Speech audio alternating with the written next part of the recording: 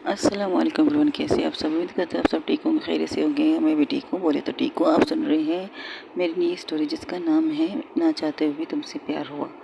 तो जहाँ से जुड़ते हुए इसे स्टार्ट करते हैं। जहाँ परिणीता खड़ी थी वहाँ पर एक इंसान को देख रही थी जो अभी एंट्री किया था अपनी पूरी फैमिली के साथ। उसके साथ 2 लोग और थे, 2 नहीं 3 कह सकते हैं।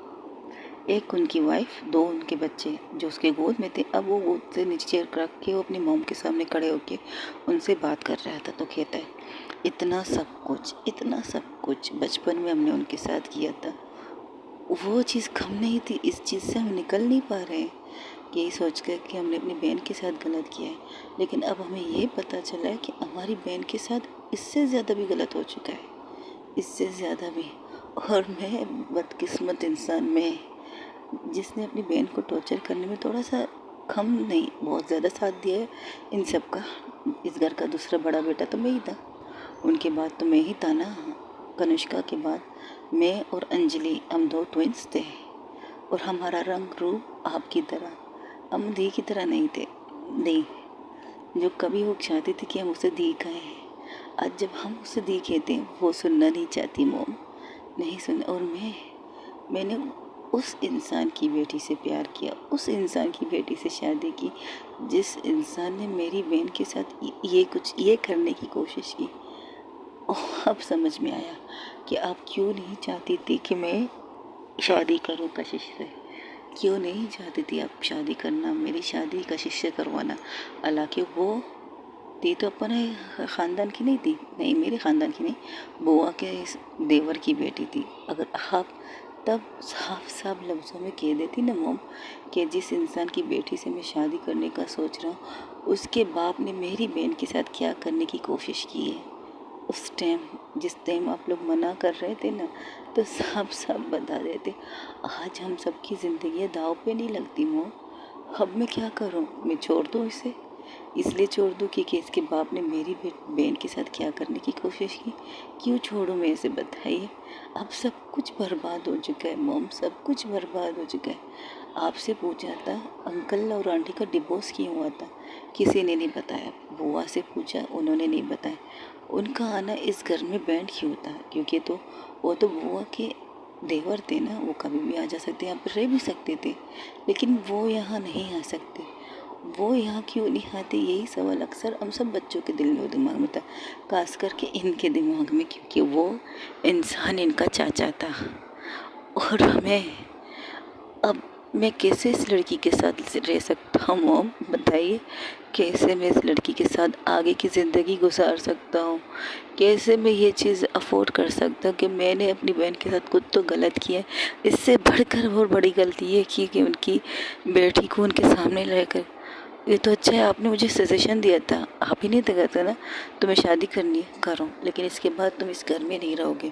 हाँ, तुम्हारा हमारे साथ नाता रहेगा, लेकिन तुम अपनी बीवी के साथ यहाँ नहीं आओगे मिलने के लिए। हम सब आएंगे तुमसे मिलने के लिए, हम सब, मैं, तुम्हारी बहन, तुम्हारी फैमिली, ये अमेरिकन छुट्टियों में वो सब आएंगे तुम्हारे पास। जब जब छुट्टियाँ होंगी वो खुद आएंगे तुम्हारे पास। यही कहा था ना आपने मोम? और मैं कुछ था कि हाँ चलिए, मुझे यहाँ नहाना ही नहीं था, मुझे यहाँ रहना ही नहीं था, तो मैं क्यों एक चीज़ का एक्जेक्शन करता, ऑब्जेक्शन उतारता कि नहीं मुझे नहीं करना है। ये कोई, ये कौन सी बात हुई? अपनी पसंद की शादी करना कोई गुनाह है? अगर तब आप बताती कि वजह क्या है तो आज ये सब नहीं होता मोहन, नहीं होता। और अब मैं क्या करूँ, मैं अपनी बहन के सामने कैसे जाऊँ, बताइए? हम उस ज़ख्म से बहुत मुश्किल से निकलने की कोशिश कर रहे, जो ज़ख्म हमने अपनी बहन को दिए। अब इतनी बड़ी ज़ख्म वो कैसे सह रही थी, वो कैसे बर्दाश्त कर रही थी। हाँ, जब हमारी शादी हुई थी हमारे घर में, वो इस घर में आई नहीं थी। पूरी रात कहाँ थी किसी को नहीं पता, वो तो है ही नहीं थी घर पे। दादाजी तक नहीं थे हमारी शादी में, वजह किसी ने बताया नहीं। बस इतना कहा कि दादाजी की तबीयत ठीक नहीं है और कनिष्का उनके साथ है, बस यही। और मैं बेवकूफ़ अपनी मोहब्बत को पाने की खुशी में, अपनी मोहब्बत के साथ ज़िंदगी को आगे बढ़ने की खुशी में बहुत खुश था मोम, बहुत ज़्यादा खुश। हाँ, कमी कट गई थी मुझे कनिष्का की, क्योंकि वो मेरी बहन थी। एक रस्म आता है जो सिर्फ बड़ी बहन को करना होता है, और उस रस्म को मेरी छोटी बहन ने किया है, कनिष्का ने नहीं। तब दर्द महसूस हुआ उस टाइम। हाँ, थोड़ा सा दर्द हुआ, लेकिन सोचा चलिए कोई बात नहीं, मुझे मेरी मोहब्बत मिल रही तो यही, मुझे कोई इससे इशू होने नहीं चाहिए। लेकिन अब जब मैं सोचता ना मॉम, मेरा दिल कह रहा है मैं खुद को इतना मारूं कि मैं अपनी बहन की तकलीफ़ को हिसाब और सज़ा खुद को दूँ।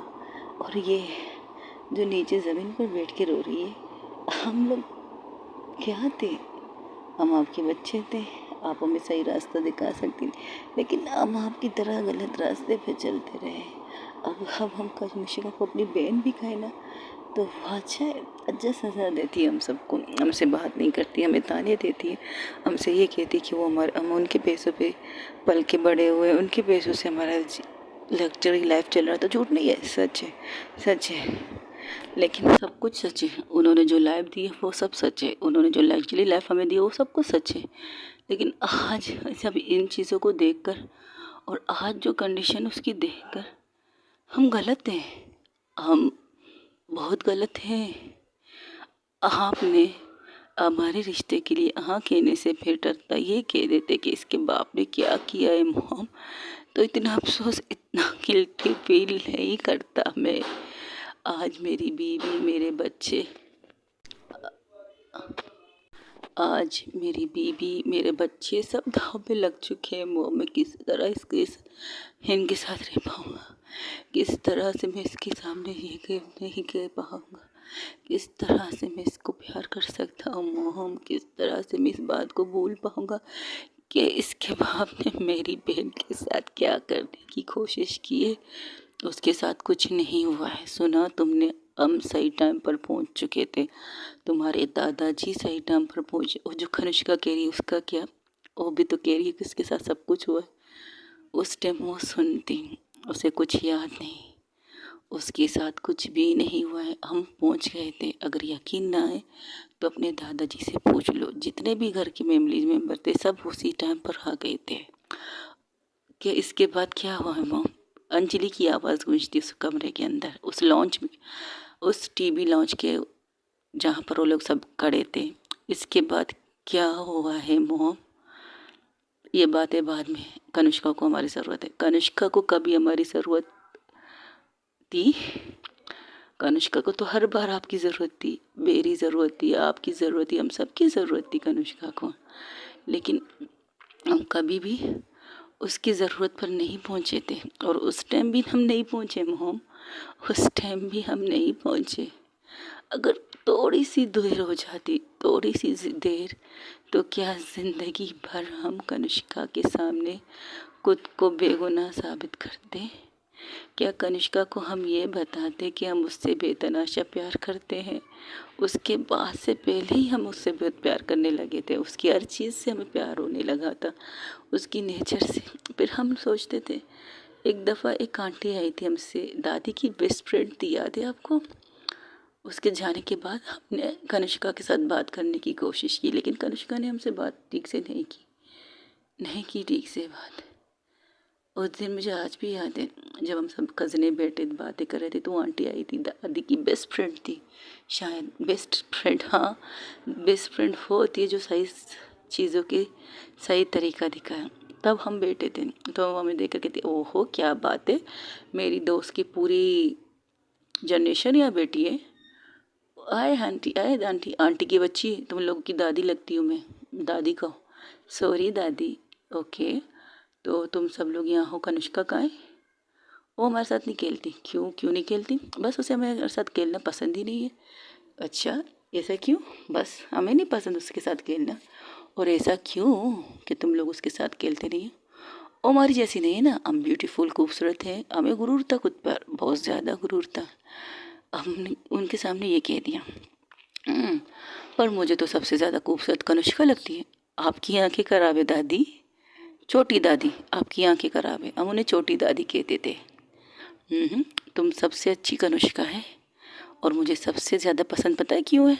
क्योंकि वो मेरी दोस्त की कॉपी है, बिल्कुल मेरी दोस्त की तरह है। उसके रहना, उसकी बात करना, उसके हर स्टाइल, उसके हर चीज़ मेरी बेदोस्त की तरह है। उसकी बैठने का स्टाइल भी मेरी दोस्त की तरह है।